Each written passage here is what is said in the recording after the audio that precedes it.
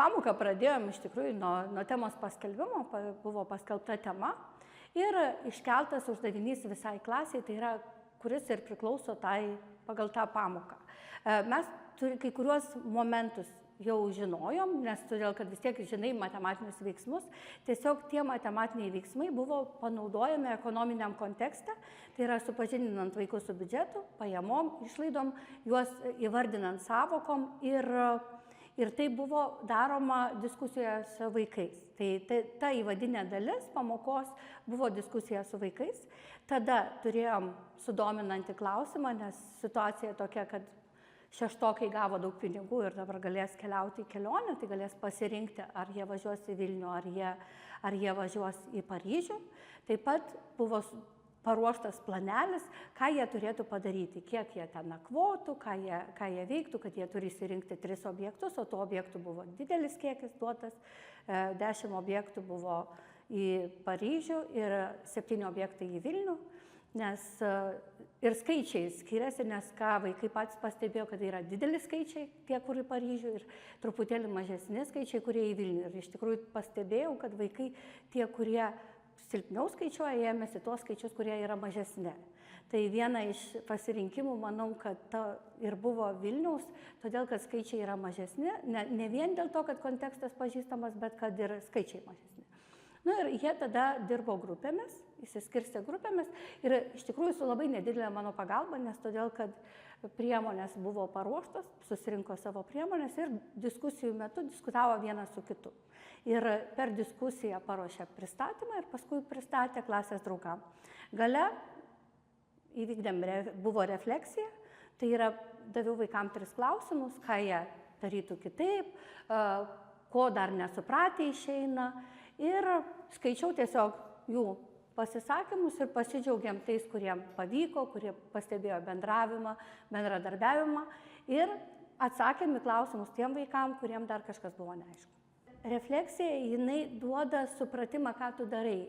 Ir aš išgirstu iš tikrųjų, ką jie galvoja. Ir kontrolinį irgi visada prašau kažkokių klausimų, kuriuos aš paskui perskaičiu, suprantu, kurioj vietoj tam skyriui jam buvo sudėtingiau, kas buvo lengviau, į ką reikėtų atkreipti dėmesį, pavyzdžiui, perplanuojant pamokas. Universalus dizaino prieiga, jinai mums leidžia suprasti per vaiko mąstymą. Tai yra suprasti, kaip vaikas mąsto ir panaudoti tas žinias, kurias jie turi konstruoti kitiem konstruktam. Tai yra ruošti matematinių uždavinių sprendimui. Nes, tarkim, matematinė problema, kurią mes suformuluojam tiesiog šabloninių klausimų, tai yra viena, o kai vaikui kontekstas įdomus, kaip jie sakė, mums labai įdomu buvo čia kelionė, susipažinom dar su tais dalykais, tai tas sudominimo aspektas, jisai leidžia labiau ir lengviau diskutuoti vaikam ir paskui gauti geresnį rezultatą. Tai nėra toks uždavinys, kuris yra šabloninis, tai yra toks uždavinys, kad atėjau, matau, kas yra duota, man reikia surasti šitą klausimą ir viskas, aš atsakiau ir įsprendžiau ir sėdžiu laimingas. Taip nėra, nes todėl, kad šičia tas uždavinys yra labai kompleksinis. Jisai ir pažintinę duoda prasme, bet ir matematinę prasme gana didelę, nes, tarkim, tiek daug pratimų ir tiek daug dalykų per pamoką jie net nenorėtų spręsti. Ir, pavyzdžiui, dabar jiem reikėjo daug daugiau dalykų padaryti, ne tik tai matematinius, o matematinių veiksmų, aš ten suskaičiavau 12 veiksmų, kuriuos turėjo atlikti, kad galėtų įspręsti, tai jau 12 tų šablonių pratimų, kurie būtų, tai 12 pratimų ne vieną mokytoją neįsprendžia iš tikrųjų per pamoką, plus prisideda tie komunikaciniai dalykai, sutarimo dalykai, bendradarbiavimo dalykai. Jeigu matau, kad kažkuris vaikas, ir šiandien buvo pamokoje, kad kažkuris vaikas visai nebesusigaudo, kurioje vietoje ką reikėtų daryti, tai būnu paruošus kažkokiu paruoštuku, tai šiuo atveju buvo paruoštukas, kad tiesiog surastų kortelėje kainą ir ją įrašytų į lentelę. Tai tokiu būdu perkelia duomenis.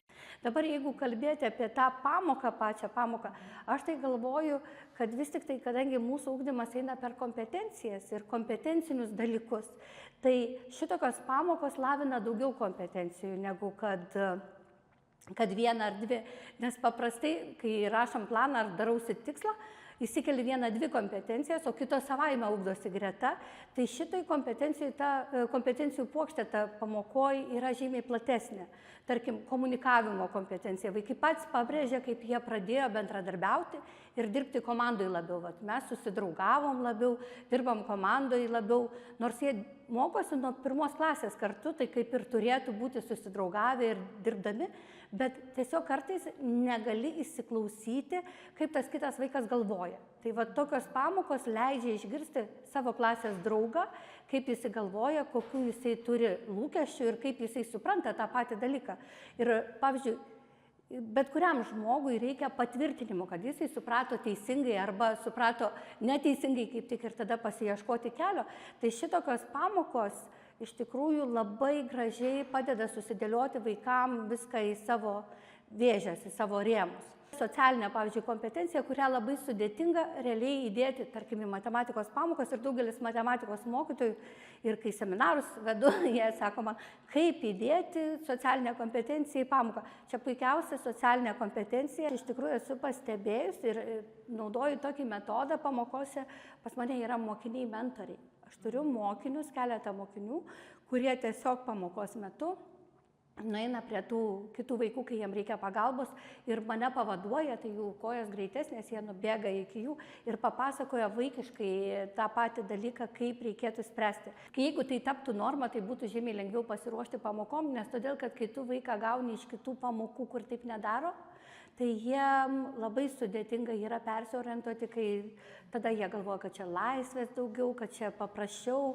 Tėvai kartais galvoja, kad ne taip mokai, bet iš kitos pusės, jeigu pasižiūrėti rezultatą, link ko įeina, jo negali pamatuoti labai greitai. Jisai įsitęsia laike ir eigoj pradedi matyti, kad ir tie vaikai, kurie šiaip silpniau supranta, su pagalba draugų, dirbdami komandai, jau prieinam, jau dviese dirba, jau nebe po vieną, nes pradžioj mes naudojom ausines ir sėdėjom po vieną.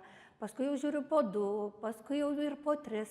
Tai yra, vaikai pradeda jau viens su kitu komunikuoti ir aš manau, kad esminė kompetencija mokykloje ir yra, tai yra išmokyti vaiką mokytis.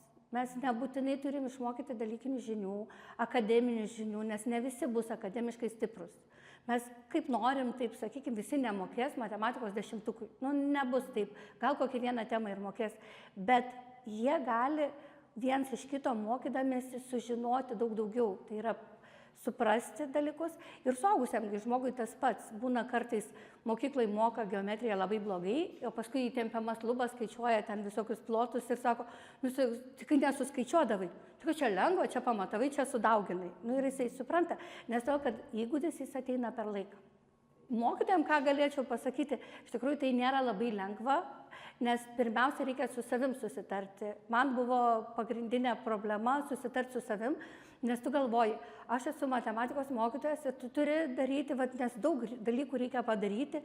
Ir čia, pavyzdžiui, kol jie pieš, kol jie ten kažką darys, bet yra kita medalio pusė, kurią aš esu pastebėjusi ir yra buvę, kad net nevedžiau pamokos, tol, kol emocinis fonas nesusitvarko. Tai va šitokios pamokos, jos labai gerai yra sutvarkyti emociniam vaikų fonui, jų savijautai. Tada vaikas, kai jisai jaučiasi gerai, kai jis jaučiasi laisvai, kai jis nebijo tavęs paklausti, kai jisai nebijo su tavim bendrauti, jisai išmoksta daug daugiau.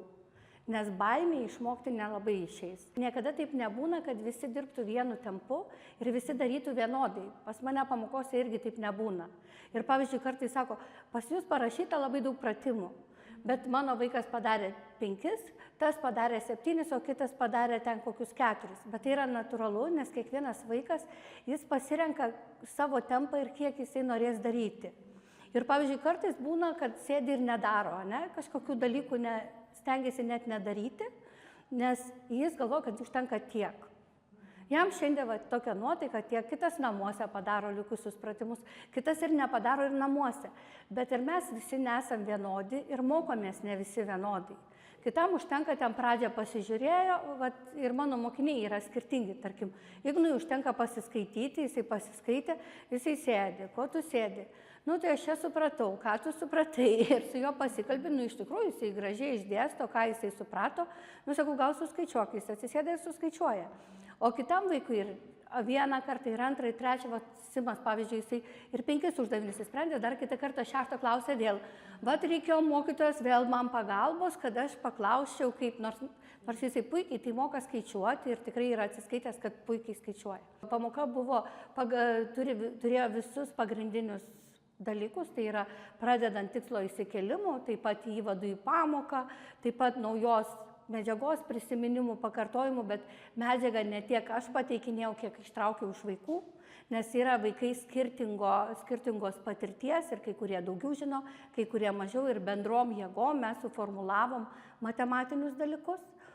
Ir jie patys įvardijo veiksmus, kuriuos turės atlikti tam biudžetui suplanuoti, o paskui pati eiga, veikla pagrindinė, tai yra, kai jie planavo biudžetą ir kūrė pristatymus, o paskui gale pamokos refleksija, tai yra visos pagrindinės dalis pamokos buvo.